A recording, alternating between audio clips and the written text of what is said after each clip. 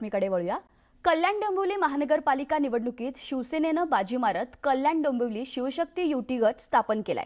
यामुळे आता शिवसेनेचा महापौर होणार असल्यानं महापौर पदाचं आरक्षण जाहीर होण्याआधीच महापौर, उपमहापौर आणि स्थायी समिती सभासदांसाठी नावं चर्चेत यायला लागली आहेत। यानुसार महापौर पदाच्या शर्यतीत निलेश शिंदेंचं नाव सर्वात पुढे असून विश्वनाथ राणे, वृषाली जोशी, कविता म्हात्रे, हर्षला थविल, सुप्रिया भोईर आणि रमेश जाधव यांची नावं चर्चेत आहेत। तर स्थायी समितीच्या सभापती पदाच्या शर्यतीत कुणाल पाटील, मल्लेश शेट्टी, रमेश म्हात्रे, नवीन गवळी आणि विकास म्हात्रे यांची नावं चर्चेत आहेत।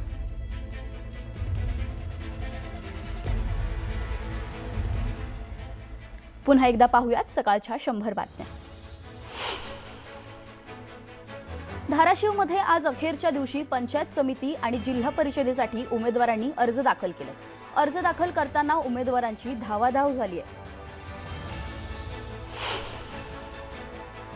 दौंडमध्ये उमेदवारी अर्ज दाखल करण्याचा शेवटचा दिवस उमेदवारांनी मोठी गर्दी केल्याची पाहायला मिळाली।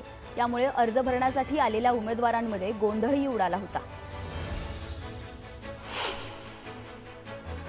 सिंधुदुर्गात महायुतीला बंडखोरीचे ग्रहण लागले।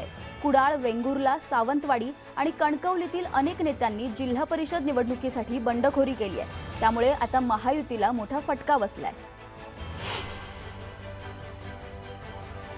परभणीमध्ये उमेदवारांनी शक्तीप्रदर्शन करत उमेदवारी अर्ज दाखल केलाय। आज उमेदवारी अर्ज दाखल करण्याचा शेवटचा दिवस आहे। सिल्लोडमध्ये उमेदवारांनी कापूस, डाळी आणि धान्याची माळ घालून उमेदवारी अर्ज दाखल केलाय। शेतकऱ्यांच्या प्रश्नाकडे लक्ष वेधण्यासाठी उमेदवारांनी अनोख्या पद्धतीने अर्ज दाखल केलाय। बंडखोरी टाळण्यासाठी सर्वच राजकीय पक्षांनी उशिरा एबी फॉर्मचं वाटप केलंय। यामुळे शिरूरमध्ये उमेदवारी अर्ज भरण्यासाठी शेवटच्या तासात उमेदवारांनी मोठी गर्दी केली होती। अंकिता पाटील यांचा उमेदवारी अर्ज त्यांचे बंधू राजवर्धन पाटील यांच्या हस्ते दाखल करण्यात आलाय।